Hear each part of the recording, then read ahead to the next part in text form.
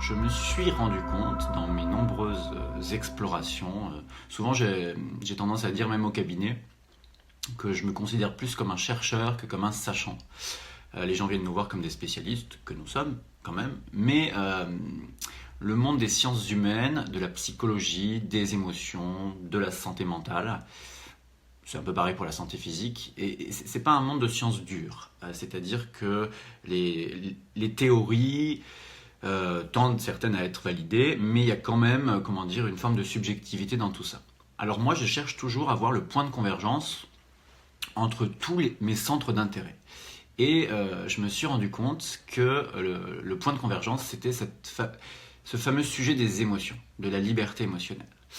J'en profite aussi à dire à tous ceux qui se rajoutent que le live Facebook, c'est un super intérêt, que vous pouvez poser vos questions. C'est-à-dire que c'est comme une petite conférence familiale, évidemment interactive, où il n'y a pas besoin d'attendre la fin pour poser des questions. N'hésitez pas. Je commence à être un poil familier avec le bazar. Je vais me mettre en même temps d'ailleurs sur l'ordi pour voir les commentaires qui pourraient arriver. Oui, donc les questions en commentaire, hein, tout simplement. Bon, ça fait même pas vraiment ce truc, c'est un peu bizarre. Bon, je suis encore un peu débutant là-dedans. Bonjour Sylvie. Oui, la liberté émotionnelle, c'est le point de convergence de toutes les thérapies, les courants de développement personnel, en tout cas avec mes yeux, avec mon regard sur le monde, que j'ai pu explorer. Alors, je peux vous citer l'hypnose. Dans des séances d'hypnose qui font du bien aux gens, il y a bien souvent de la libération émotionnelle. Il y a bien souvent un espace psychique dans lequel il est possible d'aller reconnecter avec des parties de nous qui, à un moment donné, ont verrouillé.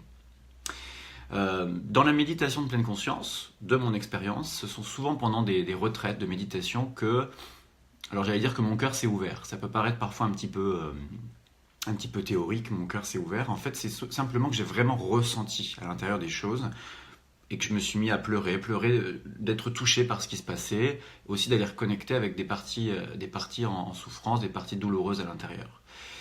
Il y a, je vous l'ai cité tout à l'heure, ce courant qui me plaît, auquel je suis formé, que je pratique aussi quotidiennement au cabinet en parallèle de l'hypnose.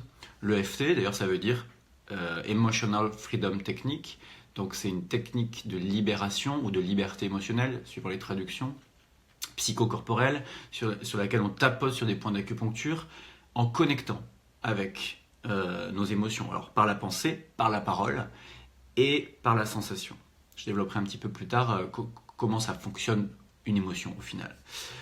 Et même dans des thérapies beaucoup plus corporelles, comme l'ostéopathie, il n'est pas rare d'entendre des ostéopathes qui relatent en fait que des gens sur une manipulation, qu'elle soit douce ou un petit peu plus dynamique, relâchent de l'émotionnel. Même la kinésio, le massage, et j'en passe. Mais pas que dans les thérapies, il y a cette histoire de liberté et de libération émotionnelle, parce qu'on a ça aussi dans les pratiques artistiques. Alors, j'ai un petit penchant pour certaines pratiques artistiques, certains savent aussi, pour l'humour, et oui, c'est un art, pour aussi la musique, le chant, même la danse, voilà.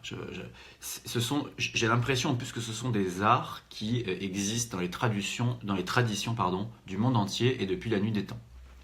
Le dessin, la peinture, ce sont des espaces, le yoga, bien sûr, merci, évidemment. Donc en fait, les listes que j'ai données, elles sont loin d'être exhaustives. C'est ce point de convergence qui relie pour moi, les pratiques artistiques sont d'ailleurs bien souvent pleinement thérapeutiques, hein, je les recommande. Je travaille en cabinet, dans le même cabinet, je partage mon cabinet avec notamment une psychiatre qui s'appelle Ada Picard et qui est art thérapeute, entre autres, et enseignante de méditation aussi. Je crois que ça a beaucoup plus d'impact de permettre aux gens de vivre des choses, d'exprimer les choses, par rapport à simplement les intellectualiser. Voilà, là, vous voyez, il y a déjà, là je viens de parler du champ intellectuel, on parle du champ cognitif, le champ de la pensée, l'émotionnel et le corps. Voilà un peu si vous voulez, 3 niveaux qui sont en lien. Et aujourd'hui, on met un petit peu notre focus sur celui des émotions. Du coup, avant de me connecter, je suis allé voir sur Wikipédia ce que ça voulait dire. J'avais bien une vague idée, si vous voulez. On entend parler d'émotions, j'entends parler d'émotions, je vis des émotions depuis toujours. Mais la définition, alors, ça vient de la racine motion, je ne sais pas comment on dit en latin, qui veut dire mettre en mouvement. mettre en mouvement. Donc cette racine, on la retrouve aussi par exemple dans motivation, dans moteur. Hein, voilà. Donc pourquoi du coup c'est capital de se pencher sur ce domaine-là? Parce que c'est ce qui nous met en mouvement. Ça remet la physiologie en mouvement. Si on prend l'angle de la médecine traditionnelle chinoise avec l'EFT, on est sur les courants d'énergie, les méridiens, dans lesquels l'énergie recirculerait, là où elle a pu être bloquée.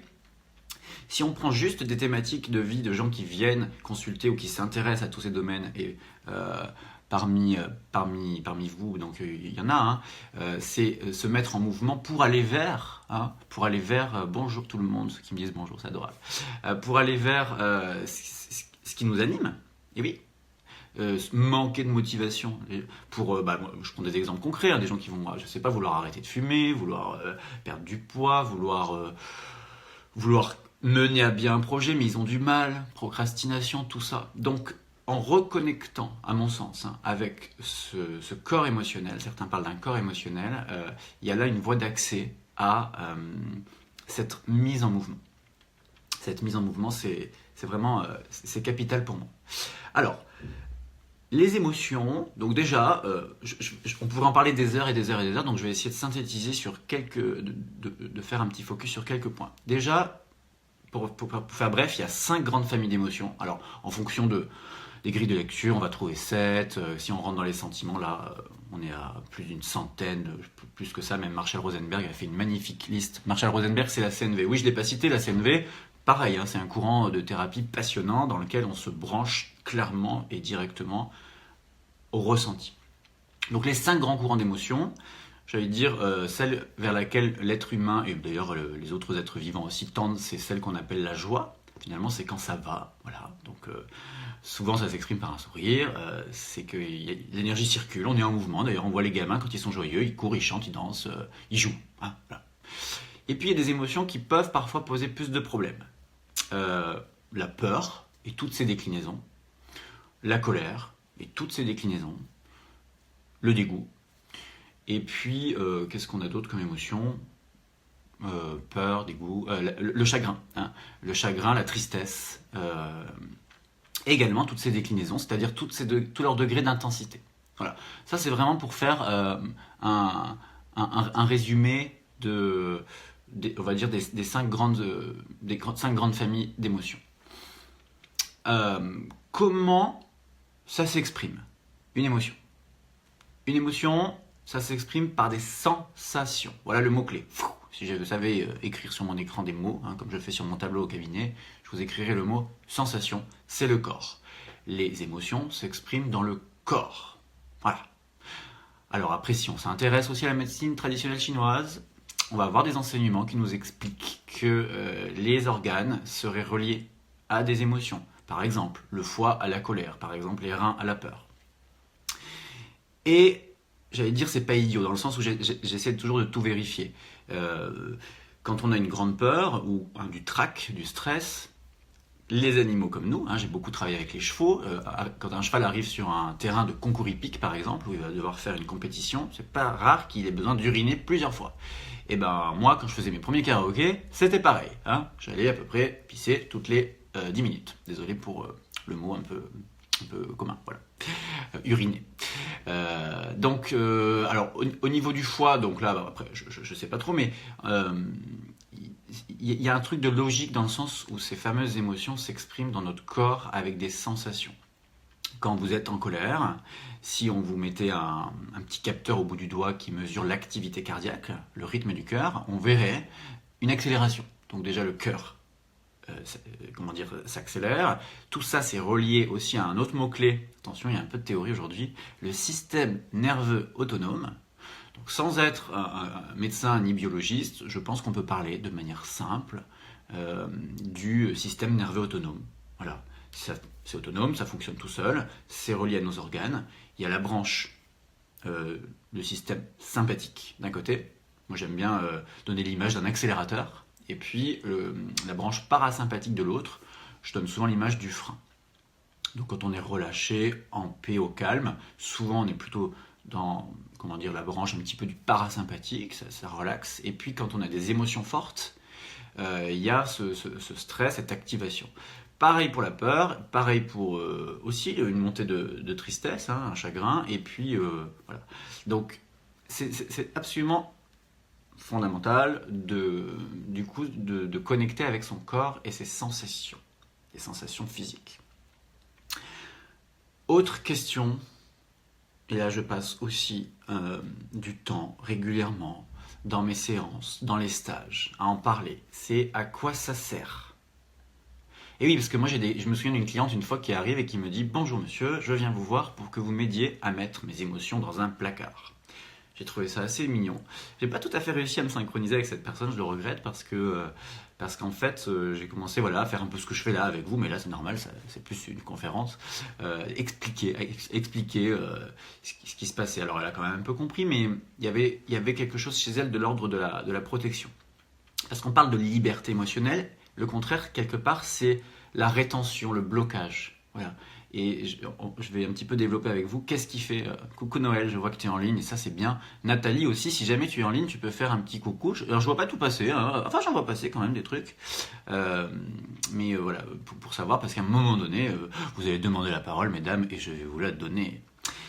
Oui, donc je disais, à quoi ça sert la fonction? À quoi ça sert? Posez-vous la question là. Je vais faire exprès de ne pas répondre tout de suite. Voyez si vous avez hein, on nous en apprend à l'école, au lycée, à la maternelle, dans un tas de trucs. Quand est-ce qu'on nous apprend à quoi sert une émotion? Bonjour Claudia. Je vais pas arrêter de dire bonjour à tout le monde, mais quand même ça me fait plaisir de vous voir. Je pense que si on était en vrai, je ferais des petits clins d'œil ou des petits coucous dans la salle. En vrai, on est en vrai, mais je veux dire, on est en digital, comme ils disent. Eh ben, ça sert à quelque chose. Ah oui, ça a des fonctions. Si l'intelligence universelle, on appelle ça comme on veut, Dieu, l'univers, l'énergie vitale, le prana, je sais pas quoi, a créé des émotions, c'est bien que ça doit servir à quelque chose. Hein. C'est comme les douleurs. Les douleurs, ça sert à quelque chose. Alors on veut toujours les couper, mais ça sert à quelque chose. Donc, comment moi je vois le truc? Je me dis déjà, les émotions, c'est un message. Alors parfois le courrier, c'est le facteur en fait. Donc parfois le message qu'on reçoit, le courrier, on l'aime pas trop. Hein, on dit ah non, je ne veux pas ouvrir ce courrier. Et du coup on accuse le facteur. Mais le facteur il est pour rien. Le facteur il fait son job. Il emmène le courrier. Donc une colère, à quoi ça sert? Je vous assure que le jour où j'ai découvert ça en formation, c'était il n'y a pas si longtemps, hein, je dirais il y a peut-être 3-4 ans, j'étais surpris. J'avais jamais entendu. Pour moi, la colère, c'était pas bien, quoi. C'était des méchants, un peu. Ah, oui, oh là là, on est colérique. Non, ça. Eh ben, j'ai réalisé que ça sert. On m'a expliqué, j'ai dit, ah oui, c'est peut-être pas bête, que ça servait à quelque chose. Alors, à quoi ça pourrait bien servir? Bah, de manière simple, ça peut servir, par exemple, à poser ses limites. Oui, si quelqu'un vous écrase le pied, que ça vous agace, grâce au fait que vous ressentiez un agacement, c'est synonyme, agacer en colère, vous pouvez le repousser. Par exemple. Alors après, il y a la forme, hein, parce qu'il y a souvent une confusion entre colère et violence. Ce n'est pas la même chose. La colère, c'est une émotion qui est ressentie, et ensuite, il y a l'expression de l'émotion. D'ailleurs, souvent, par peur de la violence, il y a comment je pourrais dire, un blocage, une rétention, une inhibition d'émotion. C'est pas forcément la solution pour la santé mentale et physique. Je vais développer après pourquoi c'est intéressant de se rebrancher à une forme de liberté émotionnelle. Donc la colère, ça peut servir, voilà, à poser ses limites, à affirmer quelque chose, à affirmer un non, simplement, pouvoir dire non, voilà. À quoi sert la peur? Bah la peur, si tout d'un coup, je sais pas, vous marchez dans la rue et puis vous voyez 3 personnes en face qui sont menaçantes par leur expression, par, je sais pas, elles sortent carrément une arme ou je sais pas quoi, et que vous ressentez la peur, alors ça peut vous permettre de réagir. En fait, voilà, hein, les émotions. Il y a une jolie vidéo d'ailleurs. Il y en a qui suivent peut-être, je fais un petit coup de pub, je les connais pas, mais c'est la série Et tout le monde s'en fout. Et ils en parlent bien, hein, avec un joli montage et tout, c'était super comédien et c'est bien. Il y a quelqu'un qui me dit, je m'étais jamais posé la question sur la colère. Mais c'est ça, on se pose pas la question. Hein. Donc, en fait, je vais résumer même le truc, c'est que les émotions, elles ont toujours une fonction de protéger. On peut même se poser la question, de quoi ça me protège? Donc la peur, ça nous protège d'un danger, ça nous permet de réagir, ça nous permet d'avoir aussi une réaction physique qui souvent est même avant. Ça c'est des intentions. Hein. Alors après qu'elles soient dysfonctionnelles, que se mettre en sécurité. Voilà, avoir peur à se mettre en sécurité. Bon, voilà, c'est le but. C'est le but. À un moment donné, c'est-à-dire qu'il y a une information physiologique. Le dégoût. À quoi sert le dégoût? à nous informer qu'un truc est toxique. Vous sentez un aliment avarié. Si je parle juste du tabac, vous faites sentir une odeur de tabac à un animal, à un chien ou à un enfant, sauf s'il est ultra conditionné, mais ça c'est un autre thème, à la base c'est dégoûtant en fait. Du coup ça veut dire c'est toxique et c'est une bonne information.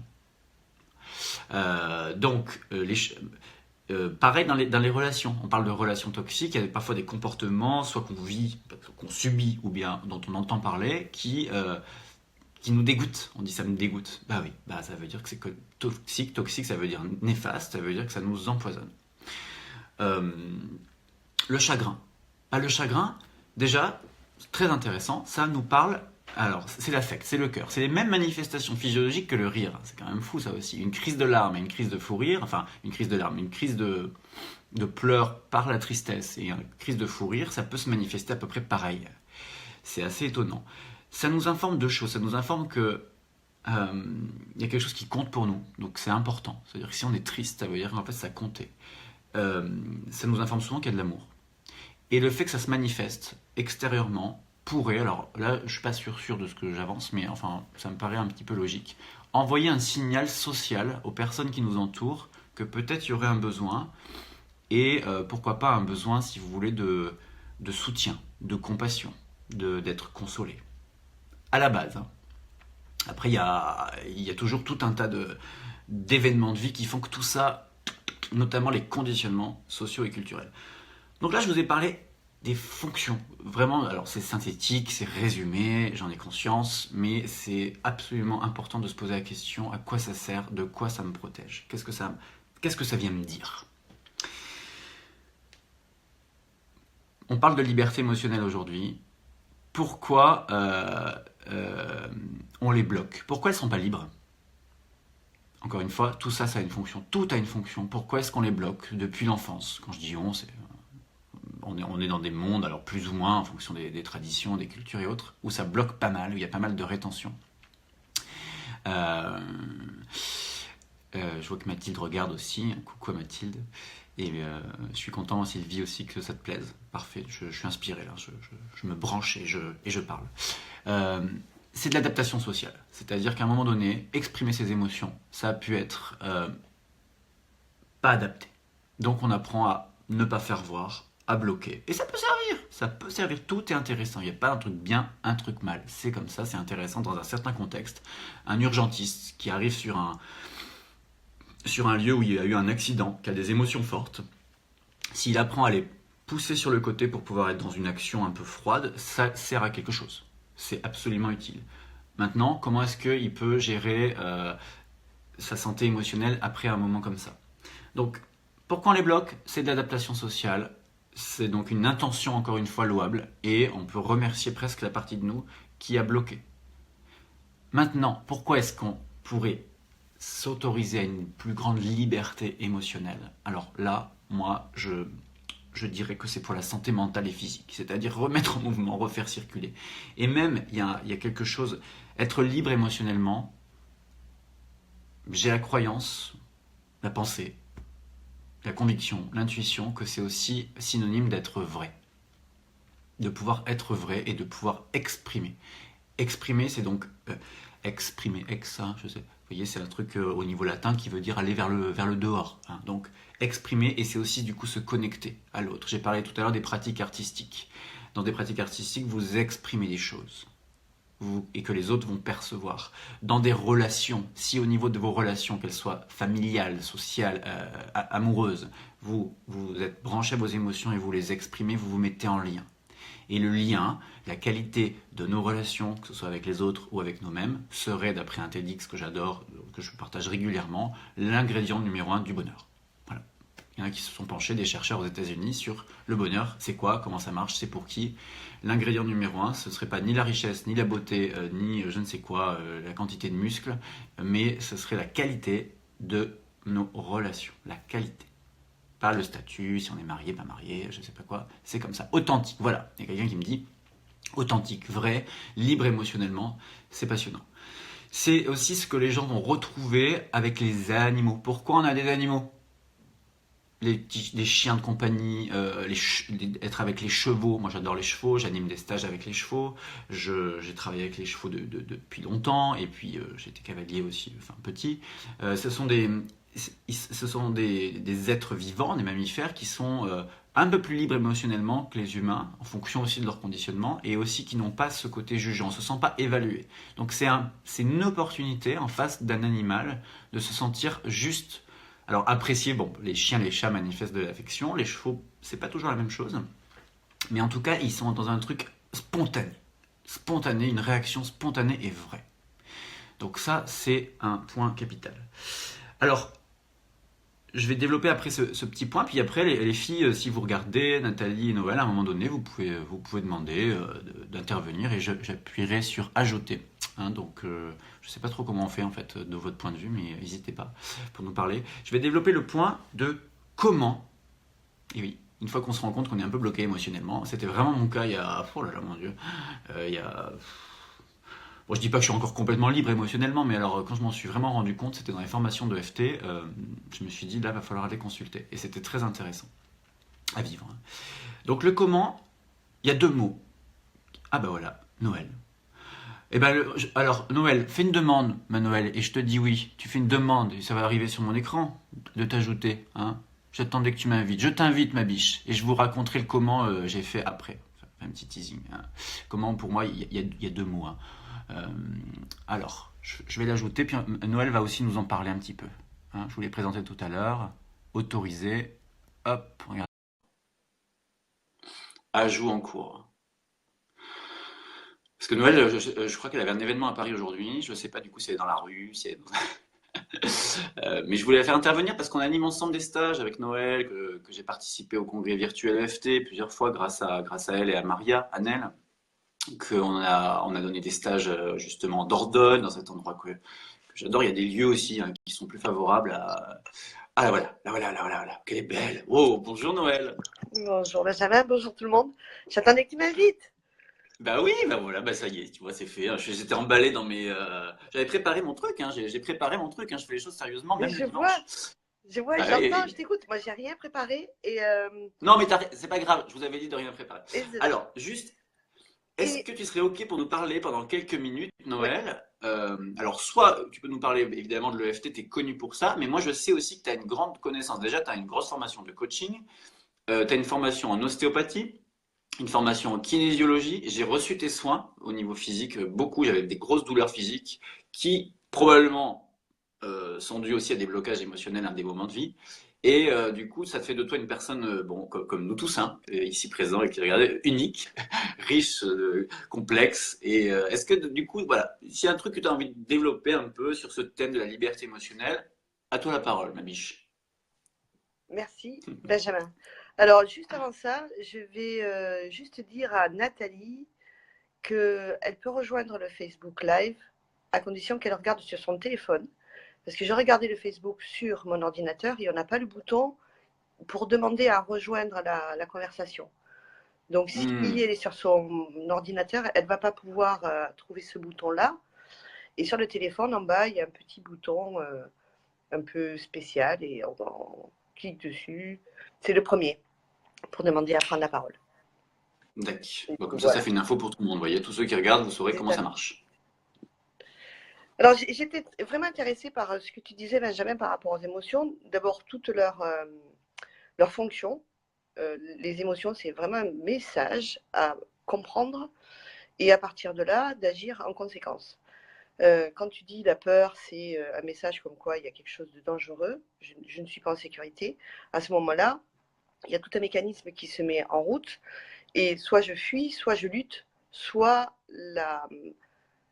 soit c'est trop fort et je vais pouvoir m'inhiber. Tout le système va se figer et je vais rester complètement Hmm. pétrifiée. Le problème avec ces messages qu'on reçoit aujourd'hui, c'est que très souvent, ce sont des pensées qui nous font avoir ces messages. On peut avoir peur d'une pensée, j'ai peur d'être licencié, par exemple, alors que ce n'est pas le cas. Et je vais vivre en permanence comme ça, dans la peur de quelque chose qui pourrait peut-être arriver, qui n'arrivera peut-être jamais, mais physiologiquement, je vais avoir les mêmes symptômes.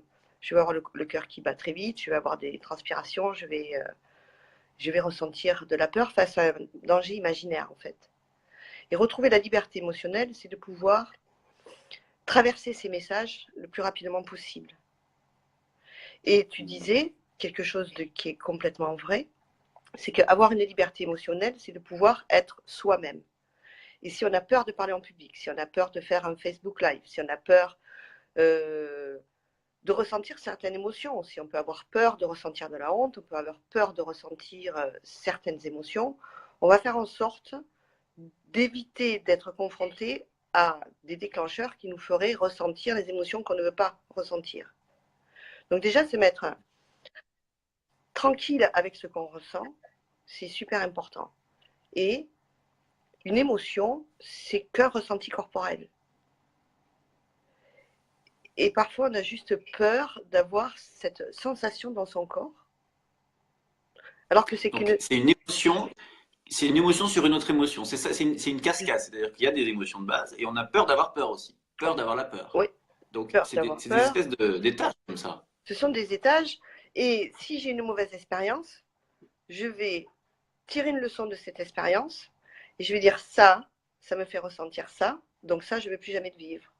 Si j'ai une mauvaise expérience, ça, c'est plus, tu vois, c'est ce qu'on va appeler aussi le trauma. C'est si j'ai une mauvaise expérience de prise de parole en public, alors je me dis, je ne veux plus jamais reparler en public parce que parler en public, ça veut dire que je vais ressentir ça. Et ça, c'est pas OK pour moi. Dans les techniques comme l'EFT, je ne connais pas l'hypnose, je suis pas formée à l'hypnose. Dans les techniques comme l'EFT, on va pouvoir réapprendre, on va pouvoir se déconditionner et apprendre que parler en public, c'est pas forcément ressentir cette émotion. Parler en public, on va aller enlever le conditionnement qu'on a reçu. Parler en public, c'est dangereux. On va aller travailler sur le souvenir traumatique qui déclenche ma peur, une peur par anticipation. Et du coup, on va pouvoir retrouver la liberté d'aller ou pas parler en public. Et l'EFT, c'est une des techniques les plus efficaces que je puisse connaître. Moi, j'avais une phobie, j'étais claustrophobe, donc mon déclencheur, c'était rentrer dans un ascenseur. Alors, mon cerveau, mon cortex, qui analysait la situation, je savais que c'était pas dangereux, je pouvais expliquer en quoi c'était pas dangereux, je le savais, mais ce que je ressentais n'était pas en adéquation avec ce que je pensais. Je ressentais une terreur. Et l'EFT permet de faire un réalignement entre ce que je ressens et ce que je pense, que ce soit la même chose, tu vois. Parce est-ce qu'on pourrait dire que le FT, ça parle au corps? C'est-à-dire qu'en tapotant, on parle au système énergétique et que le système énergétique, c'est le corps. Donc c'est comme si moi, j'ai un animal qui a peur, un cheval qui a peur, je ne vais pas lui dire mais non, c'est pas dangereux, parce qu'il ne comprendrait pas. Par contre, en le touchant et en lui parlant avec sur une certaine fréquence, ça va agir sur son corps. Est-ce qu'on pourrait dire que c'est ça, un peu? Oui, et c'est ça. Et au-delà de ça, le fait de stimuler les méridiens d'acupuncture, ça change, euh, ça change au niveau neuronal. Hmm. Bon, le cerveau, c'est une partie du corps, j'en conviens, mais ça va changer notre perception. Ça change des... comment dire ça, ça va changer ma façon de percevoir, mais c'est au niveau neuronal que ça se passe. Donc les messages que va envoyer le cerveau au corps vont être différents. Je vais faire une autre expérience face à mon souvenir, par exemple. Et un cheval qui va être activé, qui va être dans la peur, donc c'est le système parasympathique, c'est le système sympathique qui va s'activer, c'est le système qui va signifier au cheval attention, il y a un danger, et nous, on va lui envoyer un message en retour, regarde, c'est pas dangereux. Il va pouvoir le percevoir. Et les méridiens d'acu permettent d'amplifier ce signal. Parce qu'on peut le faire avec une caresse, une Oui. tape, des mots doux, mais les méridiens d'acupuncture accélèrent et accentuent ce signal. Oui, il y a aussi, je ne l'ai pas dit tout à l'heure, dans toutes les techniques thérapeutiques qui sont en lien avec ça, les techniques respiratoires. C'est-à-dire qu'en fait, le système nerveux est aussi relié à la respiration. Et Mm. j'ai remarqué que quand les gens tapotent, ils se mettent à respirer mieux. Et du coup, tout est relié en fait. Et c'est une voie d'accès qui est merveilleuse et qui est simple en plus. Ça, pour le Ouais. coup, c'est- Dans le schéma de la peur, au niveau de notre système autonome, le nerf qui gère, qui va gérer tout ce qui est le cœur, l'estomac, tous nos organes. C'est le système nerveux autonome. Et il y a deux branches. Il y a le système parasympathique et le système sympathique. Et ce système, c'est un système de câblage. Le système sympathique, c'est celui qui va accélérer la manœuvre. Tous les nerfs sortent au niveau de la colonne vertébrale. Et le système parasympathique, c'est le nerf sort au niveau du crâne et au niveau du sacrum. Donc le câblage est un peu différent. Oh, bah, je savais pas ça, tu vois, Et on apprend. par exemple, en technique d'ostéopathie, quand on travaille au niveau du sacrum et au niveau de la base du crâne, on travaille sur le système nerveux parasympathique. Et le système nerveux parasympathique, on l'appelle le nerf vague. C'est un nerf, le nerf crânien numéro 10. Alors, quand ils ont découvert ce nerf, comme il était très long, ils ne savaient pas trop où il allait, ils l'ont appelé le nerf vague, parce que ça semblait assez vague, tu vois. Et on va aller activer, on va permettre aux influx nerveux de ce nerf de mieux se manifester dans le corps. C'est pour ça qu'on arrive à se détendre. Ça, c'est d'un point de vue crânien. D'un point de vue de l'ostéopathie, de toutes les techniques crânio-sacrées. Et le fait que la personne puisse ressentir une détente va lui permettre de vivre une restructuration au niveau de son mental. Donc c'est des nouvelles associations, parce qu'on parle aussi du coup de conditionnement, un peu comme des animaux. On a des conditionnements, plus on avance dans la vie, plus on vit d'expérience en termes de nombre, vu qu'il y a plus de jours et du coup plus d'expériences possibles, et ça crée des associations qui parfois du coup vont, par exemple si un jour tu as un accident, tu as parlé de l'ascenseur, donc un jour il y a quelque chose où tu te sens un peu coincé, du coup être fermé, que ce soit dans un ascenseur, dans un avion ou je sais pas quoi, dans une pièce fermée à clé, panique, et le simple fait à l'idée de t'y retrouver, ça va déclencher la panique. Et si tu associes, si tu juxtaposes une pratique comme le FT qui va parler à ton système énergétique, au méridien, du coup restructurer toute la sphère neuronale et ton système nerveux qui va du coup tranquillement, on pourrait dire basculer, c'est une image, j'imagine c'est un peu plus complexe que ça, mais tranquillement basculer de l'accélérateur à fond la caisse sur quelque chose de plus calme, du coup va créer comme une nouvelle association dans le corps, du type, bon, finalement peut-être que l'ascenseur ou l'avion, enfin ça se le dit dans la tête, mais c'est surtout que c'est au niveau du corps, c'est-à-dire que ça se relâche un peu et c'est possible de y aller. En thérapie cognitive comportementale, les soins qu'ils donnent sont, tu sais, je ne me rappelle plus le terme exact, c'est pas un reconditionnement, mais ça se rapproche. C'est-à-dire que ils vont demander à la personne de faire des exercices d'une semaine sur l'autre. Donc tu dois aller, tu rentres dans l'ascenseur, voilà, c'est la thérapie par de l'exposition, et petit à petit, tu vas apprendre, à force de t'exposer, de voir qu'il ne se passe rien, ton cerveau est OK pour dire, OK, ma nouvelle compréhension de la chose, c'est que quand j'y vais, il ne se passe rien. Mais avec l'EFT, c'est beaucoup plus rapide. Alors c'est parfait parce que ce que tu développes là, c'était juste avant que tu sois à l'antenne, je disais comment est-ce qu'on peut se libérer émotionnellement, et pour moi il y avait deux mots-clés, il y avait la notion d'exposition et la notion de sécurité, c'est-à-dire s'exposer à quelque chose en sécurité va permettre de réimprimer des nouveaux circuits. Donc en EFT, on verbalise des choses, juste en les verbalisant, souvent le cœur s'accélère, en tapotant, en étant aussi en lien, que ce soit en groupe ou en face-face, il y a de la sécurité qui s'installe dans le système nerveux et parallèlement, ou j'ai envie de dire par correspondance, ces fameux méridiens d'énergie subtile, le chi, comme ils disent un peu voilà, dans la médecine chinoise, qui recirculent et qui du coup redonnent de la liberté pour se mettre en mouvement, parce que c'est la racine du mot, pour se mettre en mouvement, c'est-à-dire aller vers quelque chose qui aussi est important pour nous, comme monter dans un avion si on a besoin d'aller faire un voyage dans un endroit paradisiaque, ressourçant ou toute autre contrainte qui pourrait permettre ce genre de choses. Et alors moi ça me fait faire aussi un pont avec ce que j'ai pu observer dans le monde du cheval, c'est qu'au final beaucoup de gens ont peur des chevaux, même dans la filière du cheval. Alors or il y en a beaucoup, et que les chevaux eux-mêmes sont des proies dans la nature, donc ont beaucoup peur. Je fais souvent des parallèles aussi au cabinet avec ces animaux parce qu'ils ont des réactions euh, ou instinctives, c'est-à-dire c'est vraiment dans leur système de base, dans leur ADN, ou aussi Oui. conditionnées, dues à des accidents, des traumas, des violences et autres, qui vont faire qu'ils vont avoir des réactions et qu'il est possible et ultra vérifiable, et ça c'était mon métier avant d'être thérapeute pour humains, j'étais presque thérapeute pour chevaux au final, Mm. de leur permettre de bouger. Et j'ai eu beaucoup de gens qui participaient au stage, que ce soit en Dordogne ou dans les Alpes, à fêter vacances, qui avaient peur. Ils me disaient, si on a peur des chevaux, c'est possible de venir. Et c'était magnifique à quel point cette peur, elle a plus que bougé.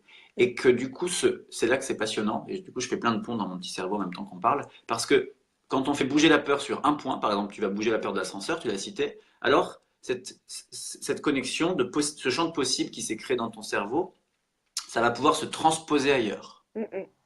Complètement. C'est-à-dire d'autres peurs. Quand on travaille sur la peur, quand on travaille sur la peur de l'ascenseur, certes, on va travailler sur la peur de l'ascenseur, mais on va surtout travailler sur la peur. Donc Voilà. sur toutes les peurs.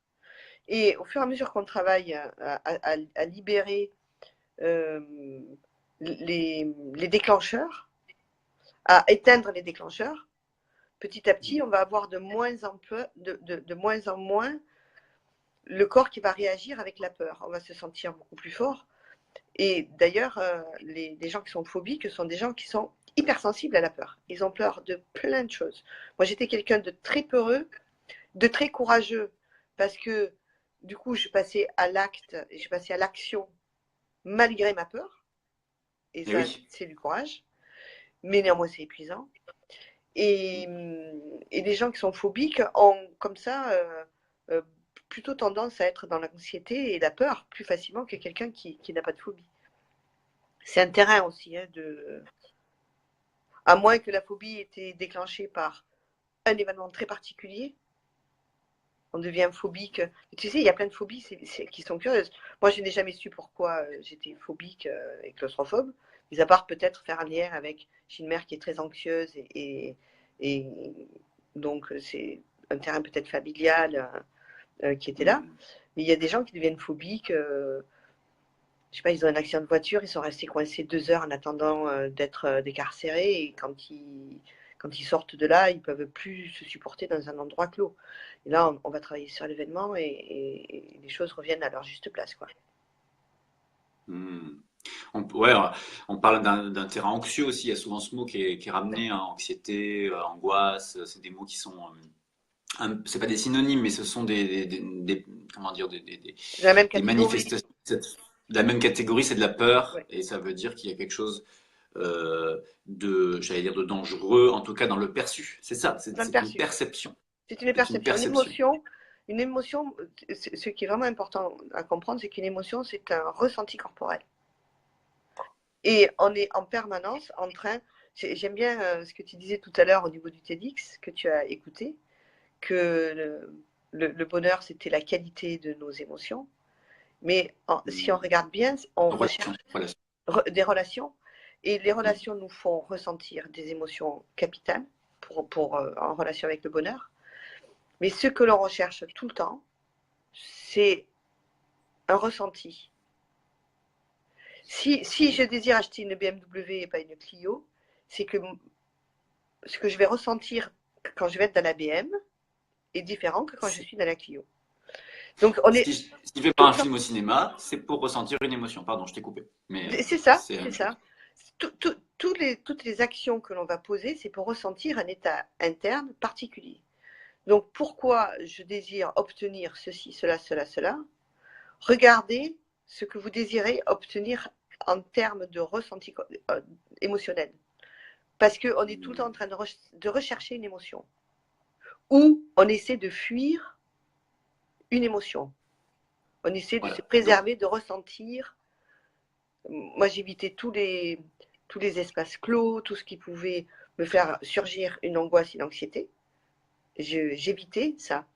Et du coup, c'est vraiment ce que tu disais en début de conférence, c'est que retrouver une liberté émotionnelle, ça veut dire pouvoir avoir le choix. Je monte dans un ascenseur, j'y monte pas. On peut avoir des goûts particuliers. Moi, je déteste les films d'horreur, par exemple. Donc ça, Oui. c'est cool, c'est facile à éviter, hein. Et c'est OK, il y a des choses, voilà, on n'aime pas et on n'y va pas, et c'est ça la liberté. Et les chevaux, ça peut être quelque chose de très impressionnant parce que c'est une grosse masse, mais a priori, c'est nous le prédateur et c'est lui, et c'est le cheval qui est, j'allais dire la Mm. victime, mais c'est pas. Moi, j'avais un formateur dans les chevaux qui m'a appris à être le nom du métier c'est compliqué, mais ça se rapproche de comportementaliste en fait. Et il disait le cheval et l'humain, c'est comme l'éléphant et la souris, c'est-à-dire que le cheval a peur de l'homme et la souris et l'homme a peur du cheval. Donc en fait, et au final, au niveau de nos relations humaines, bien souvent, même quand il y a des conflits, des incompréhensions, des tensions et autres, souvent c'est par cette incompréhension. Quand il y a la sécurité, il y a la possibilité d'être curieux Mm. et d'aller s'ouvrir et explorer ce qui se passe chez l'autre. Et c'est ça qu'on adore proposer dans les stages avec les chevaux, c'est que de manière sécurisée, cadrée, il y a la possibilité pas à pas. Monsieur Blondeau, il disait Ouais, à pas compter, pas à pas, pas, d'aller s'ouvrir, euh, comment dire, ressentir, parce que la liberté émotionnelle, c'est la liberté de ressentir toutes ces fluctuations, ces intensités de peur, de chagrin, de colère, de tout ce qu'on veut, et de les laisser passer pour revenir à un moment donné à une forme de calme intérieur d'aller continuer d'explorer parce que les peurs, elles nous protègent tellement du danger qu'elles nous protègent de la vie. Elles nous ça. permettent de survivre. On est en survie quand on est fermé chez soi avec son émission télé et ses pâtes lustu cru. Mais quand il peut y avoir de la peur de goûter un autre aliment, d'aller faire une expérience, d'aller explorer un stage d'une tradition, de méditation, de FT, d'autres choses, de respiration, et quand on accueille, en fait, je crois que la magie, c'est ça, c'est d'accueillir, d'observer, d'accueillir et de se laisser traverser. Et en EFT, des fois, on dit, et même si je vis tout ça, je m'ouvre à la possibilité de. Mais, Alors moi, j'aime bien faire au cabinet et je laisse toujours les gens finir la phrase. Et du coup, oui, on voit qu'il y a une nouvelle connexion neuronale.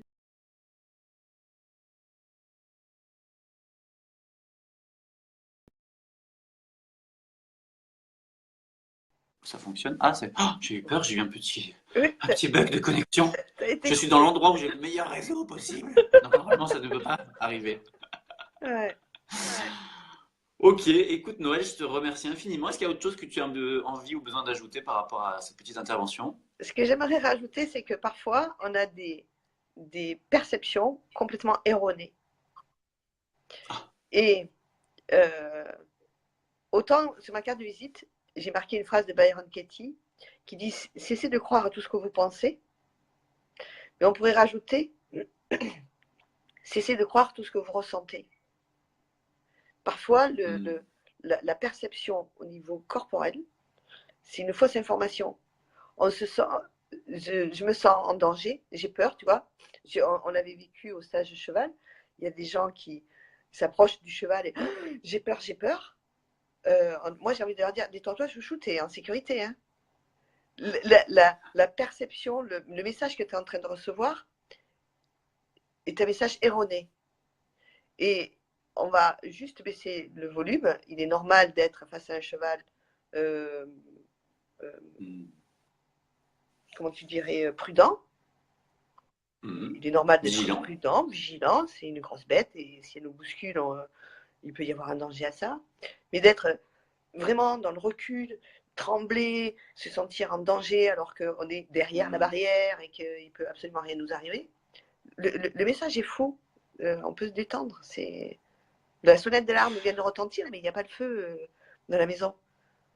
Donc En oui, fait, le message, il peut être au présent par rapport à quelque chose qui n'est pas présent. exactement. Je donne un autre exemple par rapport au chien. Moi, j'avais Ouais, vu une fille une fois, alors ouais. c'était encore pendant un stage chevaux, mais ça n'a rien à voir. Il y avait un petit chien, genre un petit boxer français. Le petit truc qui arrive comme ça, tout content, faire des bisous. Et elle avait peur. Ouais, Et en fait, elle avait déjà dans sa vie été mordue par des chiens. Donc, sa peur à l'instant présent face à ce petit bestiole, je pense que pour faire plus inoffensif, il fallait vraiment aller chercher loin, était en fait une réaction non pas à ce qui se passait au présent, mais à une association. Donc, association, généralisation du cerveau, chien égale danger un jour, du coup, tous les chiens sont des dangers. Et on retrouve ça dans des mécaniques sociales, même Moi, je pense que même, par exemple, le racisme est une forme de peur, de généralisation. Il suffit d'avoir ou entendu quelque chose, parce qu'on vit les choses aussi par résonance. On n'a pas besoin toujours de les vivre, hein. Il suffit de voir un crash en avion à la télé pour avoir une phobie d'avion. Je veux dire, c'est pas toujours obligé de le vivre dans son corps ou d'avoir une mère qui nous a dit toujours, attention, ça c'est dangereux. Et la réaction n'est pas par rapport à ce qui se passe. D'où la transition d'ailleurs qui se fait avec fluidité sur l'instant présent. Peut-être que Nathalie commence déjà à se préparer. Talala, elle dit quoi, Nathalie? Je lis La liberté d'être en ce moment et je fais des stages de thérapie. Oui, elle répond à des commentaires. De thérapie psychocorporelle. Ouais, Et donc, on va faire la transition sur l'instant présent. Noël, je te remercie infiniment. C'était absolument merci, passionnant et un plaisir de t'avoir. Je trouve que c'est dynamique. Il merci y a à pas mal toi. de gens qui suivent. Il y a 60 personnes là, qui sont en direct. Ces gens commentent. Il y en a qui ont l'air très intéressés. Je trouve ça super. Je suis hyper enthousiaste. Mon émotion du moment, c'est plutôt la joie de te voir, de Moi faire tout aussi. ça. Et je te souhaite un beau dimanche. Et puis, on se voit très bientôt. Ouais, on se voit très bientôt et je crois qu'il faut que tu m'éjectes, mon ami. Ah, d'accord. Donc, je vais Je appuyer crois, sur je la crois. croix et je t'éjecte avec douceur Ouais, et vas-y. bienveillance. Ouh, Allez, salut Noël. ciao, ciao. Donc là, on va maintenant attendre que Nathalie demande son accès. C'était assez passionnant d'écouter pour moi les informations de Noël sur le système nerveux avec des précisions. Elle a des connaissances en physiologie qui sont pas celles de tout le monde, du commun des mortels. Un rapport aussi du coup à toutes ces émotions par le vécu personnel et ça c'est aussi ce qui nous relie tous. C'est-à-dire qu'à un moment donné, on peut faire des jolies phrases, répéter des livres qu'on a lus, mais le fait d'avoir vécu des choses, moi je suis le premier à témoigner lorsque j'en ai l'occasion sur des choses. Ah donc Nathalie, super, t'es là. Alors Nathalie, du coup tu me demandes de t'ajouter, c'est-à-dire tu trouves le bouton qui dit euh, veut participer, ou je sais pas comment, sur ton téléphone, et moi je dirais j'accepterai. Je crois que je peux pas faire autrement. Attends, voir là, il y a un bouton là. Je suis désolé pour. Ah si, c'est bon, autorisé. Oh là là, ça y est. Bon bah alors, Nathalie, à toi la parole. Bienvenue Nathalie Anard, qui est donc, je vous l'ai dit au tout début, mais les gens n'étaient pas là, une amie, une grande amie, collègue aussi. On a déjà animé des stages ensemble, d'auto-hypnose et méditation, avec les chevaux également. On fait aussi des vidéos, des parfois humoristiques ou autres, ou sur des thématiques. Et Nathalie a un parcours de vie passionnant, une grande, grande, grande expérience de la méditation de pleine conscience, qu'elle associe avec, j'allais dire, peut-être la thérapie cognitive au sens large. Une moins grande expérience en ce qui concerne les connexions Internet, le Wi-Fi, les nouvelles technologies, mais c'est en train de venir, car elle a une curiosité. Et si le Internet fonctionne, là il y a marqué à jour en cours, on va avoir sa petite tête venir nous parler de la méditation. Et ah oui, elle nous dit aussi, il faut mettre le téléphone en l'inviter à refuser de participer à la vidéo en direct. Moi, je pense que c'est la connexion. Bon, de toute façon, si ça marche pas, là, c'est pas très grave parce qu'on aura l'occasion à d'autres moments. On va refaire un essai. Tu peux redemander, Nat, hein, de t'ajouter. Elle habite à Chambéry, donc Chambéry, c'est la montagne. Alors, il y a de la nature, mais il y a moins de wifi. Ceci dit, la nature, c'est meilleur pour la santé, hein. Donc, on va donner quelques minutes pour voir si Nathalie peut refaire un essai. Oui, mais sinon, j'aime bien parler d'elle. J'ai mis même d'ailleurs une petite vidéo d'elle sur ma page pro. Je la repartagerai si d'ailleurs aujourd'hui, où elle parle de ses canaux émotionnels et elle dit un truc simple. Elle dit que, et je le dis très souvent aussi dans les séances, en fait, les émotions partent par le même, je crois qu'elle appelle ça un tuyau affectif, ou enfin un canal en lien avec l'affectif, et que lorsqu'on reconnecte aussi avec nos souffrances, et donc les émotions dites négatives, j'ai horreur de ce terme, mais on voit souvent ça dans la littérature, c'est aussi l'opportunité de reconnecter avec une vraie joie profonde, parce que ça passe par le même canal, le même tuyau. Donc en fait, si vous vous réautorisez à pleurer, à crier, à avoir peur, à être libre, à vivre ce qui se passe, en paysage, il suffit juste de mettre de manière horizontale. Ah, on recommence. Hop, on recommence le truc. Voilà, autorisé. Super.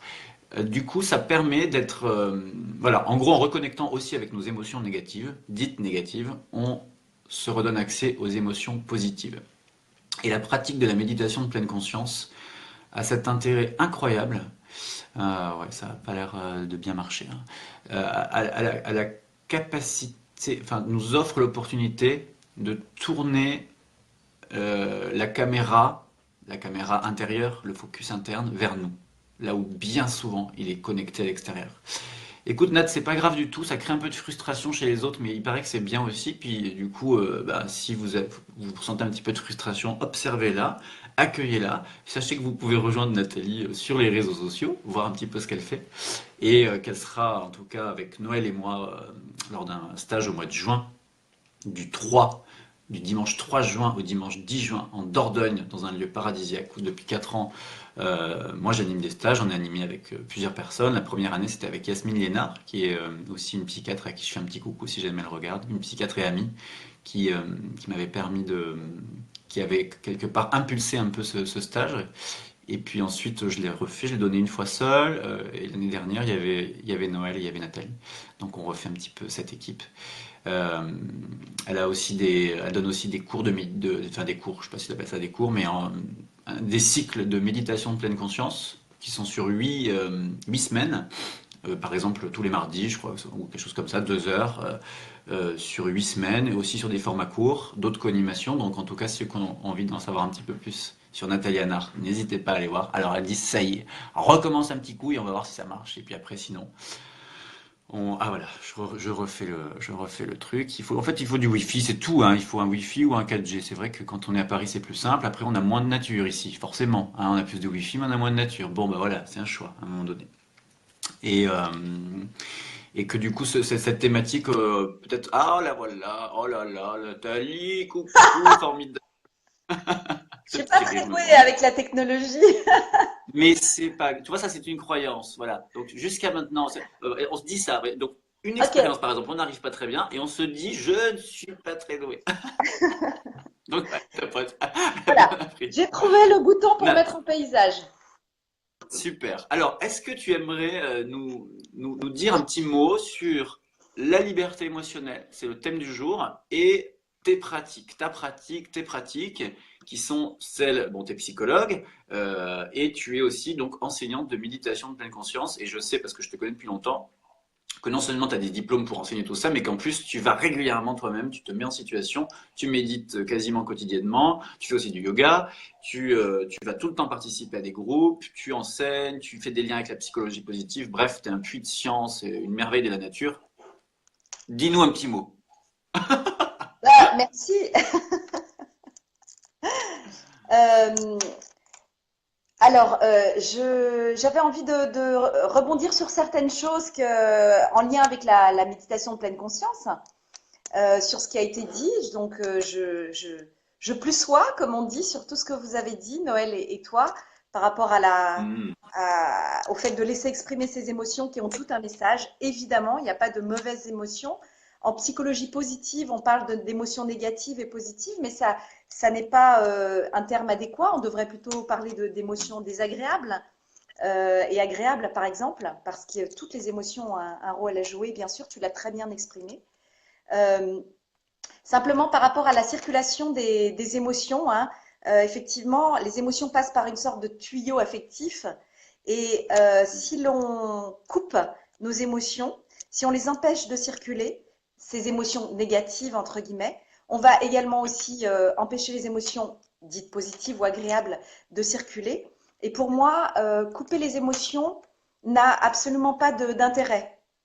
Même en situation, si tu veux, d'urgence d'un médecin. Ce qui me paraît important, c'est d'exprimer son émotion de manière juste, c'est-à-dire ni trop peu, parce que là, on n'est pas en lien avec les autres. Hein, si on n'a pas assez d'émotions, pas de peur, pas de stress, pas de tristesse, on va se couper du lien avec les autres. Ni trop, parce que là, on va être submergé et on va, effectivement, dans le cas d'un urgentiste, ne pas être en mesure de répondre de manière adéquate aux soins à donner à la personne qui est en danger. Mais si, et là, on retrouve la méditation de pleine conscience, si on cultive des qualités comme l'empathie et surtout la compassion, ce sont des qualités que nous avons évidemment toutes en nous, mais qui sont éventuellement en état de latence. Et le fait de les cultiver, par notamment la méditation de pleine conscience, va pouvoir permettre d'exprimer de manière juste, de laisser ce flot d'émotions s'exprimer de manière juste. Hein, donc, on va pouvoir être touché par l'autre et donc avoir une meilleure connexion à l'autre puisqu'on est touché à l'autre, donc on est en lien et pouvoir mieux répondre à l'autre parce qu'on a laissé nos émotions nous toucher, mais de manière juste, sans être débordé. D'accord? Donc ça, c'était par rapport à ce que je pourrais dire sur le fait de vraiment, c'est super important de laisser circuler nos émotions. Là, je sors juste d'un stage de thérapie psychocorporelle où j'ai pu vraiment exprimer la colère et à un moment donné, j'ai commencé même à être débordée par ça. Et tout de suite, la formatrice m'a ramenée. Elle me dit ça ne sert à rien. La décompensation, le débordement ne servent absolument à rien. Ce qui est important, c'est de trouver la juste expression, la voie du juste milieu dont parlent les bouddhistes, de cette expression, sans la comprimer, ni se laisser déborder par elle. Donc voilà, c'est un peu ce que j'essaye d'enseigner dans les stages de méditation que j'anime. C'est vraiment comment trouver cette juste mesure d'expression de toutes ces émotions. Voilà, et puis par rapport aux émotions positives, hein, Noël disait effectivement qu'on est en recherche d'émotions, on est en recherche d'émotions positives, parfois malheureusement pas à juste titre, même quand on se fait mal ou même quand on se fait peur, c'est dans l'illusion souvent, mais en tout cas c'est dans la recherche d'émotions que l'on ressent comme positives pour nous. Ça peut être une émotion ou une sensation dans le sadomasochisme qui est basé sur la douleur. Mais c'est toujours dans la recherche d'émotions positives. Et le souci dans cette société, c'est qu'on est principalement obnubilé par cette recherche d'émotions positives à tout prix. Sauf que ces émotions positives, elles ne durent pas, elles sont éphémères.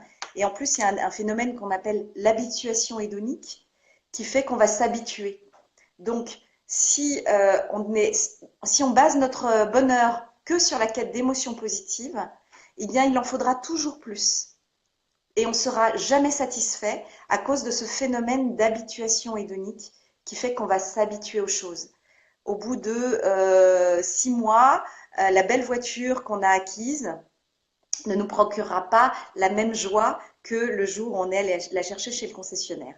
Donc ça, c'est vraiment important de comprendre que baser son bonheur sur des émotions positives et sur des objets extérieurs, c'est une illusion et ça risque d'amener à beaucoup de déconvenues. Et ce que propose notamment la pleine conscience, c'est d'aller chercher encore une fois en nous la joie et le sens que l'on peut donner à sa vie.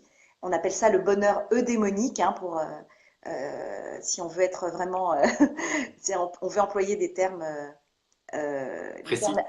Hein? Précis. Précis, voilà, tu précis. sais combien j'aime être précise. Donc c'est vraiment la recherche plutôt du domaine du bonheur eudémonique qui n'est pas basé que sur la recherche d'émotions positives, mais sur le sens qu'on va donner à notre vie et notamment, comme tu l'as tellement bien dit, sur la qualité du lien que l'on va avoir avec les autres. Voilà ce que j'avais envie d'exprimer par rapport à ce live. Alors, moi, du coup, merci beaucoup déjà d'avoir réussi à te connecter. C'est vraiment chouette de t'entendre parce que tu apportes un angle qui est, je trouve, riche et ultra complémentaire. En fait, moi, j'essaie toujours, tu sais, de faire les ponts entre les différentes écoles, que ce soit voilà, même les courants de psychothérapie ou même spirituels, hein, parce qu'on voit dans la méditation qu'il y a plein de choses, des enseignements. Et en fait, c'est intéressant que tu rebondisses sur l'exemple de l'urgentiste parce que j'entends que en fait, ce que tu dis, c'est tellement juste, c'est-à-dire que se couper des émotions, c'est pas bon, en fait. C'est pas bon pour nous, c'est-à-dire que ce n'est pas bon dans le sens, il y a des choses qui sont toxiques et des choses qui sont bonnes. Par exemple, je sais pas, prendre un petit peu le soleil le matin, a priori pour la santé, c'est plutôt bon, il y a plein de choses. Et puis, cramer de 13h à 16h, ça brûle. Voilà. Donc, c'est pas le côté bon monnaie de la religion, c'est plutôt le côté toxique ou bénéfique. Voilà. Mais ce que je voulais dire tout à l'heure, c'était l'histoire de l'intention positive. Et donc ça, c'est une nuance clé pour comprendre les choses, c'est-à-dire que quand on bloque nos émotions dans notre vie, alors je donne l'exemple d'urgentiste, j'en connais pas tant que ça, mais bon, toutes les fois où moi j'ai bloqué mes émotions, comment dire, une intention seulement adaptative. Et du coup, qui peut nous rendre complètement, nous bloquer de partout, créer des douleurs, des blocages et autres. Mais c'est ce qu'on appelle dans les courants les intentions positives. Et bien souvent sur le coup, même les choses les pires, hein, je veux dire, par exemple, un drogué qui va prendre de l'héroïne, l'intention positive de son comportement, c'est de moins souffrir. Et sur le coup, ça fonctionne. Ensuite, les conséquences sont désastreuses. Et là, ce qu'on fait, nous, avec nos courants de thérapie, développement personnel, on appelle ça comme on veut, c'est de réoffrir de l'espace aux gens pour se relibérer des choses qui ont été installées. Ah, il y a ton son sur ton ordi, non? Qu'est-ce qu'il y a? J'entends un écho. Ah, J'entends un écho. Si jamais il y a ton ordi qui est allumé en même temps, non? non, T'as pas ton ordi allumé? Ah bon, d'accord. Bon, bah. je vais l'éteindre Donc, complètement. finalement, on prend conscience que ça a été adaptatif. Il y avait une intention positive de bloquer. Et on se redonne un espace parce qu'il y a, a priori, un consensus dans ce sens-là. C'est un mot que j'aime bien que tu emploies de temps en temps. Que quand on se libère émotionnellement, quand on se rebranche avec nos ressentis profonds, quand on s'intéresse, et aussi intellectuellement, et c'est ce qu'on fait là pendant ce genre de live, à une compréhension plus profonde, ça redonne un accès à cette magie de vie. Moi, j'aime bien employer ce mot, je le trouve joli. Cette magie de vie qui circule en nous, qui fait qu'on est des êtres vivants, émotionnels, comme les animaux. Et Nathalie aussi, tu es proche des animaux depuis toujours. Tu étais cavalière, enfin, oui, tu as été cavalière, tu as des chiens, tu t'es investi dans la protection animale, tu as conscience que les animaux ont des émotions, qu'ils ont parfois dû aussi, pour des raisons adaptatives, bloquer. De toute façon, c'est des réactions aussi de figement dont parlait Noël. Il y a 3 réactions en cas de stress: fuite, attaque, figement. Quand on ne peut pas fuir ni attaquer, alors attaquer, ça veut aussi dire passer à l'action, hein, et fuir, juste éviter. Il y a une réaction de figement. Donc il y a des animaux traumatisés qui finissent des fois dans des refuges, qui finissent même, bon, si c'est des chevaux, même des chevaux considérés comme dangereux, ou des chiens peuvent finir même abattus. Et il y a des gens qui s'en occupent, qui, quand c'est possible, qui les aident, qui les comprennent, qui développent de la compassion.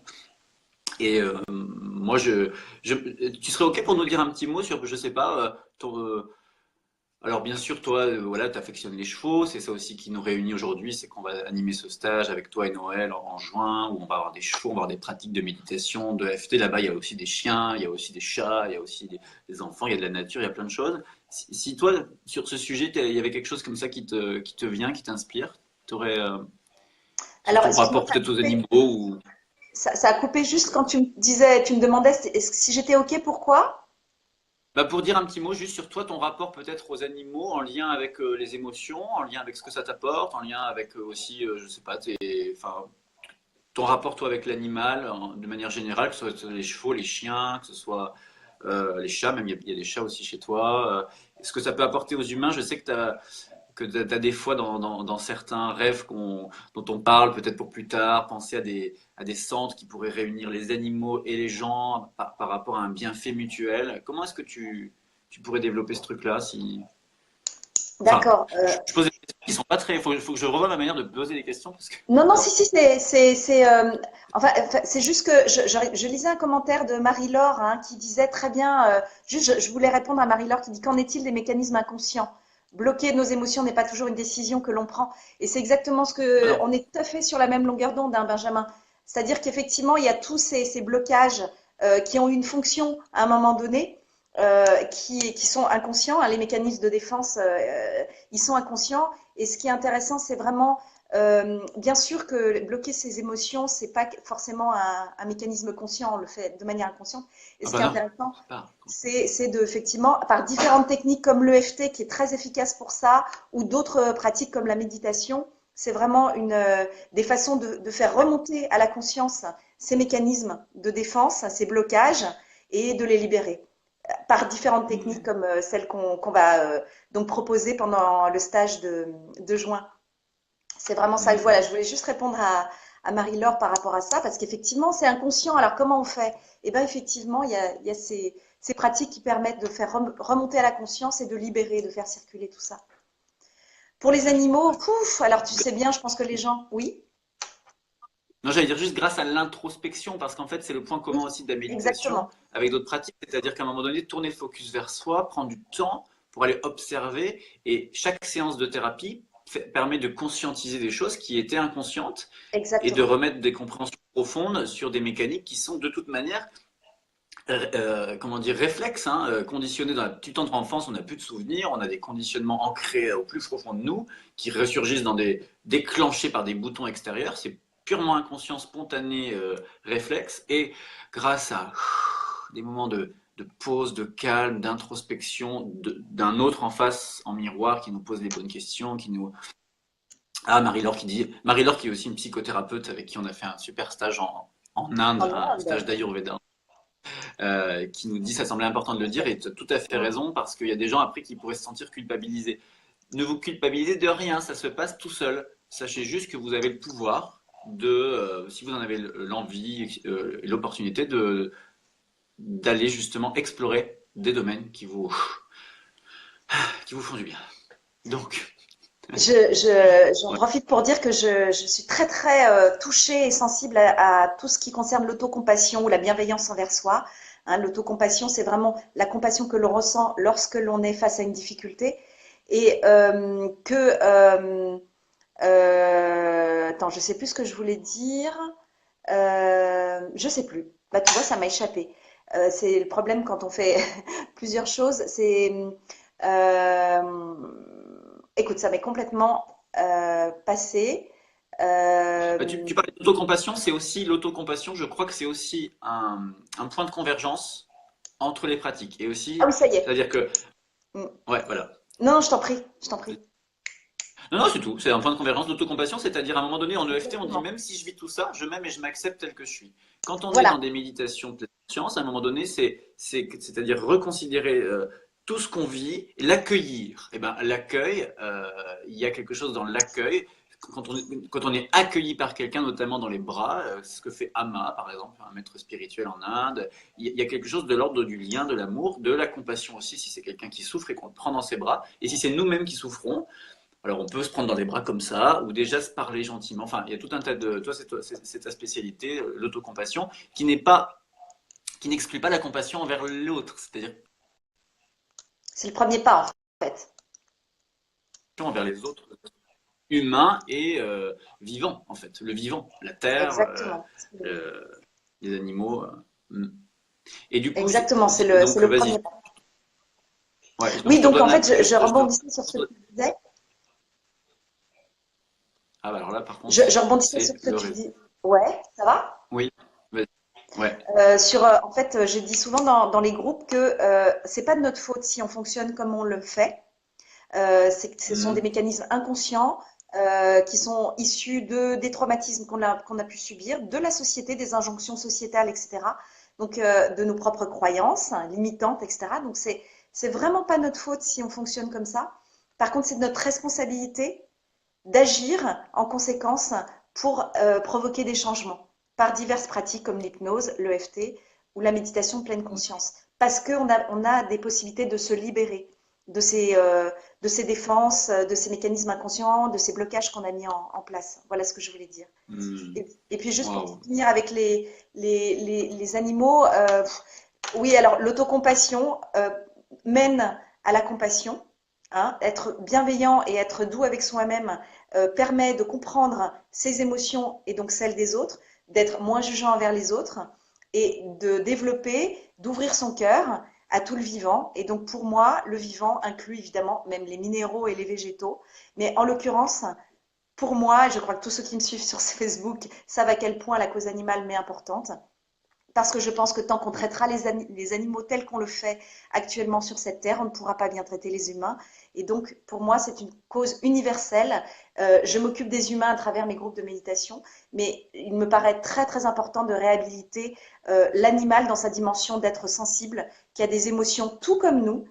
Tout comme nous, il cherche à éviter la souffrance et à être heureux. Et pour moi, c'est hyper important de reconnaître et de donner une place à l'animal si on veut un jour que sur Terre, les êtres humains fassent moins de guerre également. Voilà, Je crois que c'est Gandhi qui avait dit une phrase comme ça aussi, que c'est j'ai ça. parfois passée en citation. Hein, ouais. On, une société évoluée se reconnaît à la manière dont elle traite ses animaux. Waouh, ouais. Écoute, merci infiniment pour ce partage qui me touche là au moment où je l'entends, qui a l'air aussi Il y a quelqu'un qui dit tu as l'air inquiet. Non, je ne suis pas inquiet, je ne suis pas inquiet du tout. Il est dimanche, il fait beau, je suis bien, je suis juste des fois, comment dire, connecté. En plus, moi, mon écran, ça s'est figé un peu, Hmm. Nathalie, donc j'étais attentif à, enfin, sur ton image, moi, je ne sais pas comment c'est pour vous, mais sur mon écran, je t'entends, mais je te vois plus bouger. Ah, Bref. d'accord. Désolée. Non, Désolée. bah, t'as pas d'excuses, c'est la technologie, ça peut être aussi de mon côté, hein, ça peut venir D'accord. aussi Ok. de mon matériel. Mais en tout cas, je t'ai très bien entendu et c'était profond, c'était exactement toi, c'est exactement ce que tu véhicules avec ton cœur.